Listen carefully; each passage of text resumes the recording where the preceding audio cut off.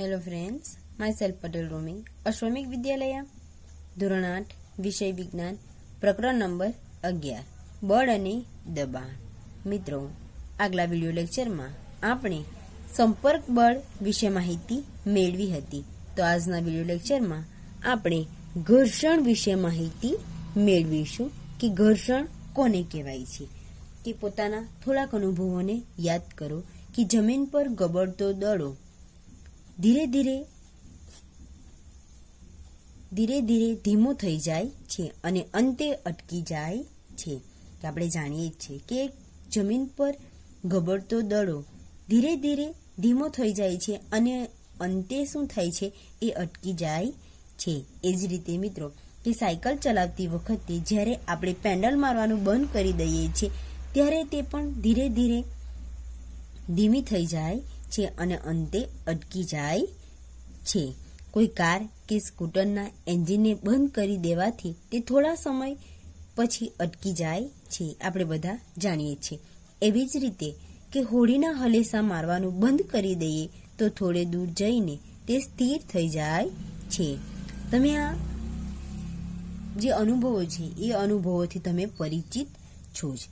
કે શેના કારણે કંઈક પણ વસ્તુ કે ગતિમાં છે અને અમુક સમય પછી એ ધીમે ધીમે અટકી જાય છે. તો એ મિત્રો શેના કારણે, કે ઘર્ષણના કારણે એ અટકી જાય છે. કે ઉપરની બધી જ પરિસ્થિતિમાં વસ્તુઓ પર દેખીતી રીતે કોઈ બળ લાગતું નથી. કે દડો છે અને દડો ગતિ કરે છે ત્યારે એની પર દેખીતી રીતે કોઈ પણ જાતનું બળ લાગતું નથી, પરંતુ તે તેમની ઝડપ ક્રમશઃ ઘટાડી દે છે. કેવી કરી દે છે, કે એ ઝડપ છે એ ઝડપને ક્રમશઃ ઘટાડી દે છે અને થોડા સમય પછી તેઓ સ્થિર થઈ જાય છે. કે તેમની ગતિની અવસ્થા શેના કારણે બદલાય છે? તો આપણે જાણીએ છીએ કે ગતિ છે તો ગતિની અવસ્થા શેના કારણે બદલાય છે? શેના કારણે બદલાતી હશે? કે શું તેમના પર કોઈ બળ લાગતું હોય છે? કે ગતિ છે, ગતિ શેના કારણે બદલાય છે? એના પર કોઈક ને કોઈ બળ લાગે છે. અને શું તમે અનુમાન લગાવી શકો કે દરેક કિસ્સામાં કઈ દિશામાં લાગતું હોવું જોઈએ? કે બળ લાગે છે તો બળ કઈ દિશામાં લાગે છે? કે આ બધા ઉદાહરણો પરથી ગતિની અવસ્થા ફેરફારનું કારણ ઘર્ષણ બળ છે. કયું બળ લાગે છે? જે આપણને ઘણા બધા ઉદાહરણો આપ્યા છે. જેમ કે જમીન પર ગબડતો દડો છે, ધીરે ધીરે ધીમો થઈ જાય છે અને અંતે શું થાય છે, અટકી જાય છે. અને એના પર કોઈક બળ લાગે છે, પરંતુ એ કયું બળ લાગે છે? ઘર્ષણ બળ લાગે છે. કયું બળ લાગે છે? ઘર્ષણ બળ લાગે છે. કે જમીન તથા દડાની સપાટી વચ્ચે લાગતું ઘર્ષણ બળ ગતિમાન દડાને સ્થિર સ્થિતિમાં લાવે છે. કે જમીન તથા દડાની સ્થિર, કે મિત્રો જમીન તથા દડાની સપાટી વચ્ચે, કે મિત્રો કે જમીન તથા દડાની સપાટી વચ્ચે લાગતું ઘર્ષણ બળ જ ગતિમાન દડાની સ્થિર સ્થિતિમાં લાવે છે. કે જમીન તથા દડાની સપાટી વચ્ચે લાગતું કયું બળ છે? ઘર્ષણ બળ. અને એના જ કારણે જે ગતિમાન દળો છે એ સ્થિર સ્થિતિમાં આવે છે અથવા તો સ્થિર સ્થિતિમાં લાવે છે. તે જ રીતે પાણી અને હોડીની સપાટી વચ્ચે પણ મિત્રો કયું બળ લાગે છે? ઘર્ષણ બળ લાગે છે. કે પાણી અને હોડીની સપાટી પર અથવા તો વચ્ચે ઘર્ષણ બળ હોય છે. એકવાર હલેસો મારવાનું બંધ કરવાથી હોડી સ્થિર કરી દે છે. અને એ શેના કારણે બને છે? પાણી અને હોડી વચ્ચે કયું બળ લાગે છે? ઘર્ષણ બળ લાગે છે. કે ઘર્ષણ બળ બધા ગતિમાન પદાર્થ પર લાગે છે અને તેની દિશા હંમેશા પદાર્થની ગતિની વિરુદ્ધ દિશામાં હોય છે કે ગતિની કઈ દિશામાં હોય છે? વિરુદ્ધ દિશામાં. કે ઘર્ષણ બળ બધા ગતિમાન પદાર્થો પર લાગે છે અને તેની દિશા હંમેશા પદાર્થની ગતિની વિરુદ્ધ દિશામાં હોય છે. કે ઘર્ષણ બળ બધા જ ગતિમાન જેટલા પણ મિત્રો પદાર્થ ગતિ કરે છે, ધારો કે સ્કૂટર છે, સાયકલ છે, આપણે પોતે ચાલીએ છીએ, દડો છે, દડો ગતિમાં આપણે જ્યારે લાવીએ છીએ, દરેક પદાર્થ જ્યારે ગતિ કરે છે એટલે કે ગતિમાન પદાર્થ પર લાગે છે અને તેની દિશા હંમેશા પદાર્થની ગતિની કઈ દિશામાં હોય છે? વિરુદ્ધ દિશામાં હોય છે. કારણ કે ઘર્ષણ બળ બે સપાટી વચ્ચે સંપર્કને લીધે ઉત્પન્ન થાય છે. કે ઘર્ષણ શેના લીધે ઉત્પન્ન થાય છે? કે ઘર્ષણ બળ બે સપાટીઓ વચ્ચે સંપર્કને લીધે ઉત્પન્ન થાય છે. કે ઘર્ષણ બળ બે પદાર્થો વચ્ચે સંપર્કને લીધે ઉત્પન્ન થાય છે.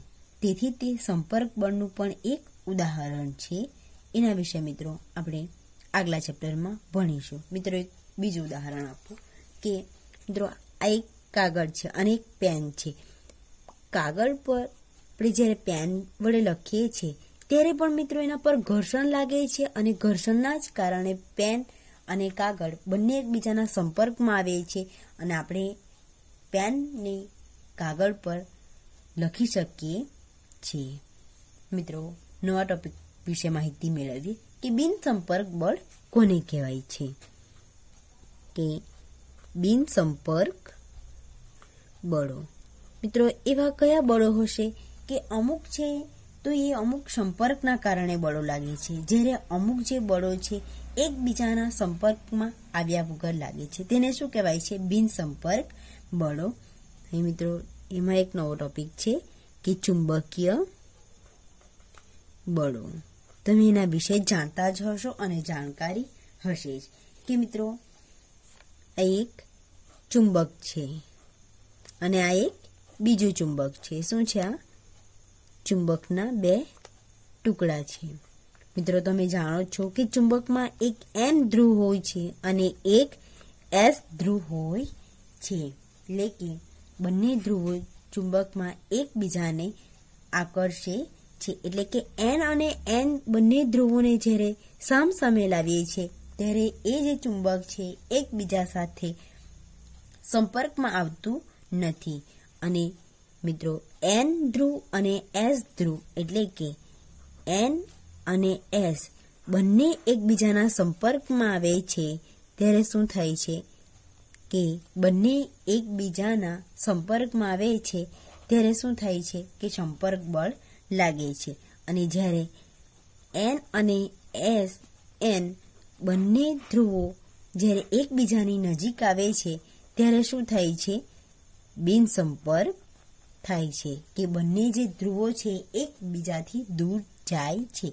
મિત્રો તમારી પાસે જો ચુંબક હોય તો ચુંબકના બે ટુકડા લેવાના અને બંને ટુકડા વડે આપણે જ્યારે પ્રયોગ કરીએ છીએ ત્યારે મિત્રો આ જે સંપર્ક અને બિન સંપર્ક કોને કહેવાય છે એ મિત્રો તમને ખ્યાલ આવી જ જશે.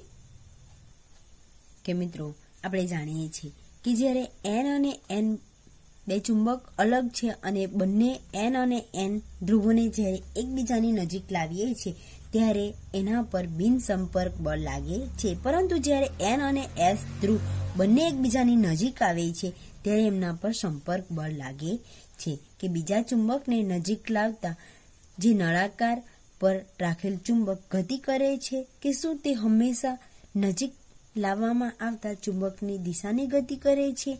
કે આ અવલોકન શું સૂચવે છે? મિત્રો આનો અર્થ એ જ થાય છે કે બે ચુંબક વચ્ચે કોઈ પણ ચોક્કસ બળ લાગતું હોવું જોઈએ કે મિત્રો એન અને એસ બંને ચુંબકો હોય છે અને એ ચુંબકો પર કોઈક ને કોઈક પ્રકારનું બળ લાગતું હોય છે કે બે ચુંબકના સમાન ધ્રુવો એકબીજાને અપાકર્ષે છે, એટલે કે બિન સંપર્ક હોય છે. એટલે કે મિત્રો અહીંયા કહ્યું છે કે બે ચુંબકના સમાન ધ્રુવો એન ધ્રુવ અને એન ધ્રુવ, તો એમના વચ્ચેનો જે સંપર્ક છે એ કેવો હોય છે? બિન સંપર્ક હોય છે.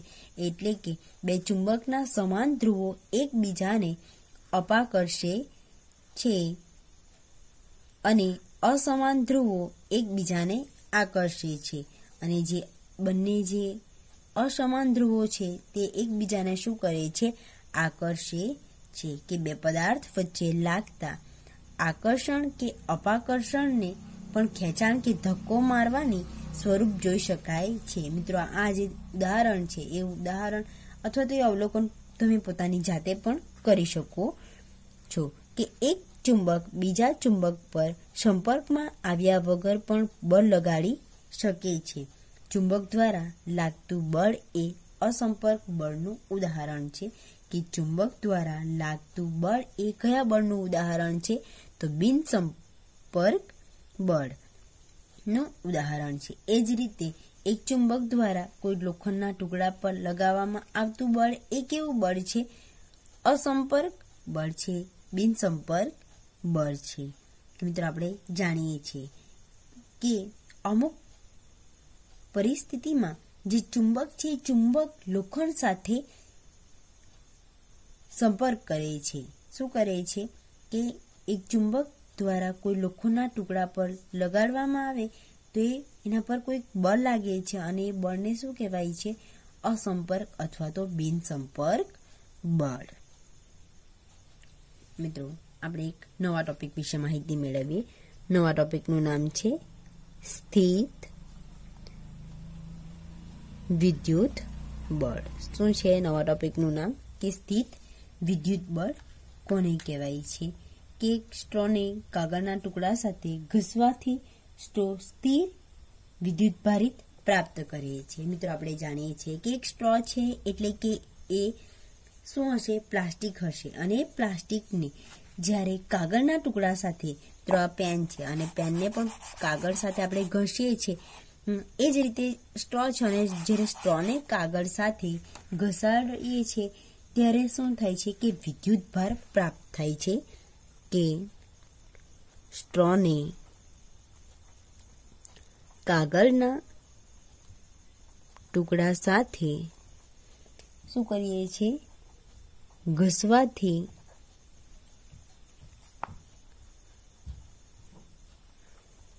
સ્ટ્રો શું થાય છે? કે સ્ટ્રો છે તો સ્ટ્રો સ્થિતને વિદ્યુત ભાર પ્રાપ્ત કરે છે તેમ કહેવાય. આથી સ્ટ્રો એ વિદ્યુત ભારિત પદાર્થનું ઉદાહરણ કહેવાય છે. સ્ટ્રો શેનું ઉદાહરણ કહેવાય છે? કે જે સ્ટ્રો છે સ્ટ્રો એ વિદ્યુત ભારિત પદાર્થનું ઉદાહરણ કહેવાય છે અથવા તો ઉદાહરણ છે. કે જે સ્ટ્રો છે એ સ્ટ્રો વિદ્યુત ભારિત પદાર્થનું ઉદાહરણ છે. કે એક વિદ્યુત ભારિત પદાર્થ વડે બીજા વિદ્યુત ભારિત કે વિદ્યુત ભાર રહિત પદાર્થ પર લાગતા બળને સ્થિત વિદ્યુત બળ કહે છે. કે મિત્રો કે સ્થિત વિદ્યુત બળ કોને કહેવાય છે? આ આઈએમપી ક્વેશ્ચન કે સ્થિત વિદ્યુત બળ કે એક વિદ્યુત ભારિત પદાર્થ વડે બીજા વિદ્યુત ભારિત કે વિદ્યુત ભાર રહિત પદાર્થ પર લાગતા બળને સ્થિત વિદ્યુત બળ કહે છે. કે એક વિદ્યુતભારિત પદાર્થ વડે બીજા વિદ્યુતભારિત કે વિદ્યુતભાર રહિત પદાર્થ પર લાગતા બળને શું કહેવાય છે? વિદ્યુત બળ કહે છે. કે બે પદાર્થના સંપર્કમાં ન હોય ત્યારે પણ આ બળ અસ્તિત્વમાં આવે છે. કે શું કહ્યું છે? કે બે પદાર્થ સંપર્કમાં ન હોય ત્યારે પણ આ બળ અસ્તિત્વમાં આવે છે. તેથી સ્થિત વિદ્યુત બળ એ અસંપર્ક બળનું અન્ય ઉદાહરણ છે. મિત્રો, કે સ્થિત વિદ્યુત બળ કોને કહેવાય એમ ક્વેશ્ચન પૂછી શકાય, આઈએમપી ક્વેશ્ચન, કે એક વિદ્યુતભારિત પદાર્થ વડે બીજા વિદ્યુતભારિત કે વિદ્યુતભાર રહિત પદાર્થ પર લાગતા બળને સ્થિત વિદ્યુત બળ કહે છે. તો મિત્રો, આજે ચેપ્ટર છે એમાં આપણે ટોપિક જોયા છે કે ઘર્ષણ, બિનસંપર્ક બળ અને વિદ્યુત બળ. તો એના વિશે તમારે વાંચવાનું રહેશે, સમજવાનું રહેશે. Thank you.